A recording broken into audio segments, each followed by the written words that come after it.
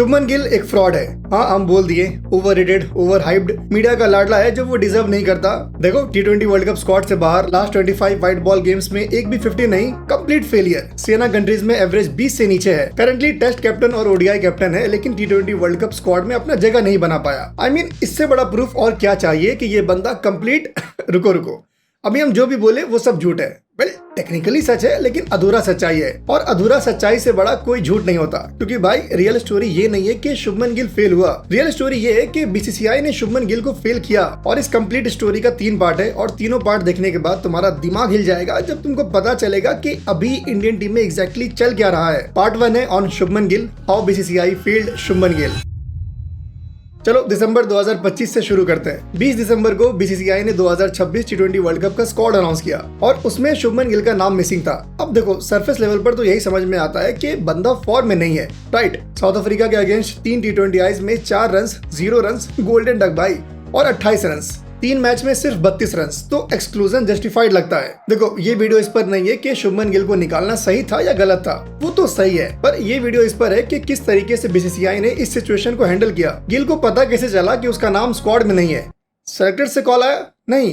Captain सूर्य कुमार यादव ने बताया? नहीं। कोच गौतम गंभीर ने इन्फॉर्म किया? बिल्कुल नहीं। बंदे को मीडिया के थ्रू पता चला। इमेजिन करो यार, तुम इंडिया के टेस्ट कैप्टन हो, ओडीआई कैप्टन हो, T20 आई वाइस कैप्टन हो, और तुम्हें अपने एक्सक्लूजन के बारे में न्यूज देख के पता चला, ट्विटर पर ट्रेंड्स देख के पता चला। ये कॉर्पोरेट वर्ल्ड में होता तो लोग इसको गेटिंग फायर्ड बाय ईमेल बोलते, लेकिन ये तो और भी बुरा था, getting fired by media reports. 19 दिसंबर तक गिल इंडियन T20 टीम के साथ था। 20 दिसंबर को सिलेक्शन मीटिंग से पहले तक किसी को आइडिया नहीं था कि गिल स्क्वाड में नहीं है। तो ये डिसीजन किसका था? अजीत या गौतम का? नहीं, ये डिसीजन था देवजीत सैकिया और बाकी 3 सेलेक्टर्स का। क्योंकि तुम बताओ कि लास्ट टाइम कब बीसीसीआई के सेक्रेटरी ने स्क्वाड अनाउंसमेंट का प्रेस कॉन्फ्रेंस अटेंड किया था? बताओ। जो हम रिकॉल कर पा रहे हैं वो 2021 T20 वर्ल्ड कप के अराउंड जयशाह ने अनाउंस किया था with chief selector Chetan Sharma. इसमें उन्होंने ये बोला कि MS धोनी टीम के मेंटर रहेंगे। तो जब हम ऑनलाइन कुछ जगह पर देखते हैं कि लोग कह रहे हैं कि जीजी और अगरकर को ये क्या हो गया, वो लोग जाग कैसे गए, गिल को निकालने का डिसीजन कैसे ले लिए, तो भाई इस डिसीजन में उनका कोई कंट्रीब्यूशन नहीं है। इसका एक रीजन देखो कि जब गौतम गंभीर से स्क्वाड के बारे में कमेंट करने को कहा गया तो गंभीर ने कुछ नहीं बोला। भाई इतना ही बोल देते कि we have selected a strong squad and we will defend the title, but नहीं। एंड अगरकर भी पीसी में बार बार एक ही बात बोल रहे थे कि टीम कॉम्बिनेशन के वजह से गिल स्क्वाड में नहीं है। तो भाई ये कैसा कॉम्बिनेशन है जो आपको आज पता चला, जो पिछले 3 महीने से आपको पता नहीं चला था? क्योंकि देखो, अगर ये बोलते कि गिल को परफॉर्मेंस के बेसिस पर ड्रॉप किया तो फिर बगल में एक बंदे को कैसे डिफेंड करते?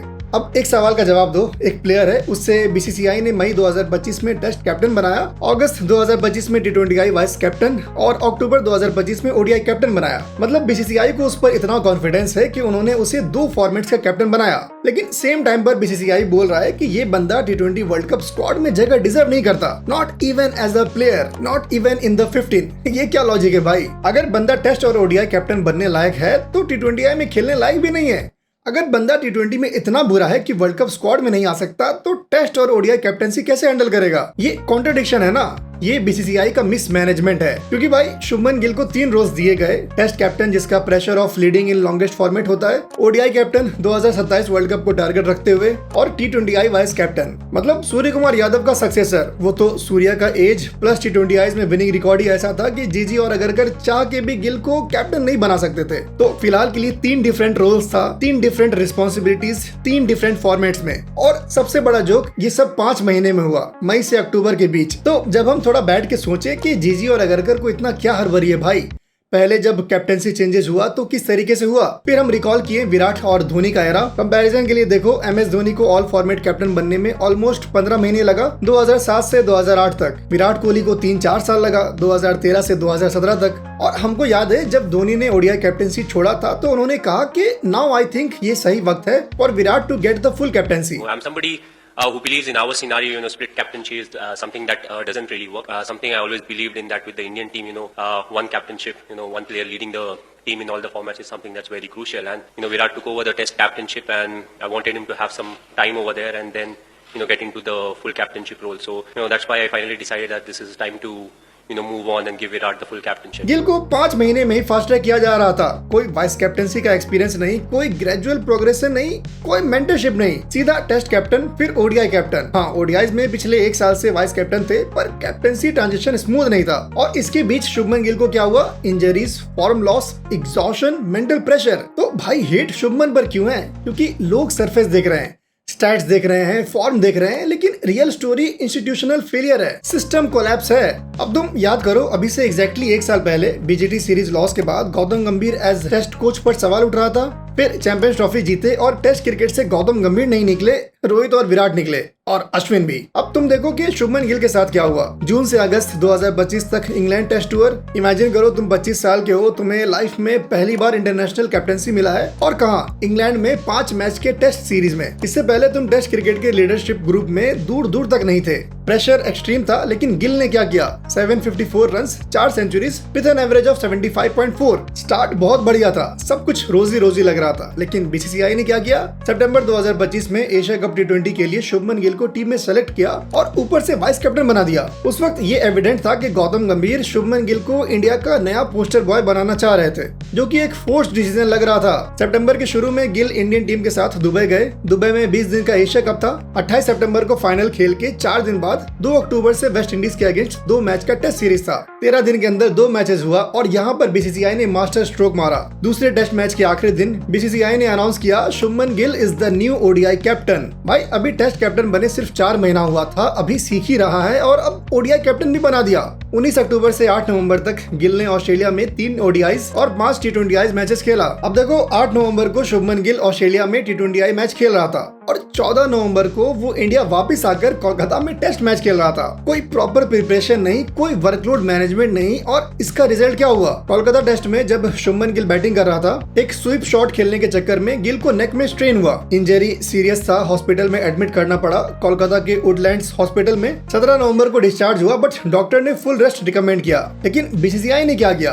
19 नवंबर को सिर्फ 2 दिन बाद बीसीसीआई जबरदस्ती गिल को गुवाहाटी ले गए। अब यहाँ पर हो सकता है कि गिल ने जिद किया हो कि नहीं, मैं टीम के साथ ही रहना चाहता हूँ, बट अगेन मेडिकल नेग्लिजेंस हुआ ना। डॉक्टर्स ने रेस्ट बोला, बट बीसीसीआई ने गिल को 400 प्लस किलोमीटर ट्रेवल करवाया। इसका रिजल्ट क्या हुआ? गिल गुवाहाटी टेस्ट से भी रूल्ड आउट हो गया। इसके बाद साउथ अफ्रीका के अगेंस्ट पूरे 3 मैच के ओडीआई सीरीज से भी वो रूल्ड आउट हो गया, जो 30 नवंबर से 6 दिसंबर तक हुआ। फिर बैंगलोर में रिकवरी करके 8 दिसंबर से होने वाले T20I सीरीज के लिए गिल को फिट डिक्लेयर कर दिया गया। अब गिल पूरा फिट हुआ था या नहीं हुआ था, वो मेरा कंसर्न नहीं है। 2026 T20 वर्ल्ड कप से पहले सिर्फ 2 T20I सीरीज होना था एंड गिल को या बीसीसीआई को गिल का T20 स्क्वाड में जगह प्रूव करना था। बट T20I सीरीज में गिल का क्या परफॉर्मेंस था? 3 मैच में 4-0-28, टोटल 32 रन।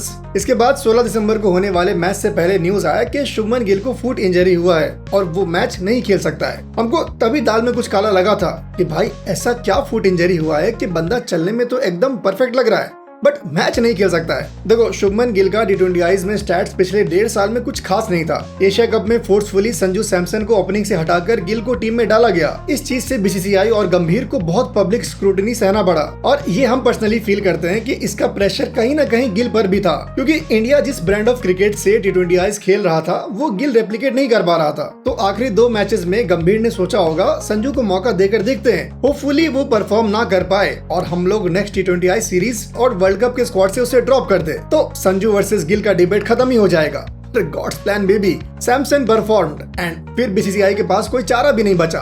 गौतम और अगरकर ने सोचा होगा कि ठीक है सेम स्क्वाड रख लेंगे, बट ऊपर से प्रेशर आया जो तुमको पीसी में भी देखने को मिला। देवजीत साइकिया का वहां पर रहना and hence Gill was dropped from the squad. अब सवाल ये है कि बीसीसीआई ने ये सब क्यों किया? किस बात की जल्दबाजी थी? तो आंसर सिंपल है, सक्सेशन प्लानिंग फेलियर। देखो 2017 में Virat Kohli becomes all format captain, peak पर हैं। रोहित शर्मा वाइस कैप्टन बने। बीच में कोहली के कैप्टनसी का भी सीन हुआ था, वहां पर भी बीसीसीआई वाज एट फॉल्ट, पर मोटा मोटी 2017 से 2025 तक सब सेट था।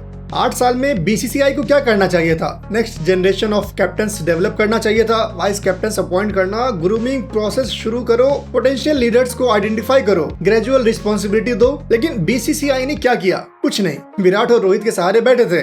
आईपीएल सक्सेस को इंडिकेटर मानकर बैठे थे कि नेक्स्ट कैप्टन इंटरनेशनल लेवल के लिए रेडी है, और जब क्राइसिस आया तो पैनिक मोड में आ गए। जैसे ही रोहित और विराट ने टी20 आईज और टेस्ट से रिटायरमेंट लिया, बीसीसीआई ने रियलाइज किया कि भाई अब रिप्लेसमेंट कौन होगा, हमारे पास तो कोई रेडी ही नहीं है। उन्होंने आसपास ऑप्शंस देखा, Jasprit Bumrah injury prone, long term captaincy sustainable नहीं, Rishabh Pant too aggressive for leadership role, Surya Kumar Yadav टी20 specialist, Shubman Gill young talented है, आईपीएल में गुजरात टाइटंस को सक्सेसफुली लीड कर रहा है and is a yes man. तो जीजी और अगरकर ने सोचा मिल गया भाई, अगला टेस्ट कैप्टन मिल गया। पर बीसीसीआई ने यहाँ पर एक भारी मिस्टेक कर दिया। शुभमन ने आईपीएल में कप्तानी किया था, लेकिन आईपीएल और इंटरनेशनल क्रिकेट में जमीन आसमान का फर्क होता है। इंडियन टीम को लीड करने के लिए साल भर का कमिटमेंट चाहिए। आप 1.4 बिलियन लोगों को रिप्रेजेंट कर रहे हैं, मीडिया स्क्रूटिनी 100 गुना ज्यादा होता है। बीसीसीआई ने आईपीएल सक्सेस को इंटरनेशनल रेडीनेस समझ लिया, ये मिस कैलकुलेशन था। मई 2025 में टेस्ट कैप्टन, अक्टूबर 2025 में ओडीआई कैप्टन, दिसंबर 2025 में इंजर्ड, ड्रॉप्ड, ह्यूमिलिएटेड।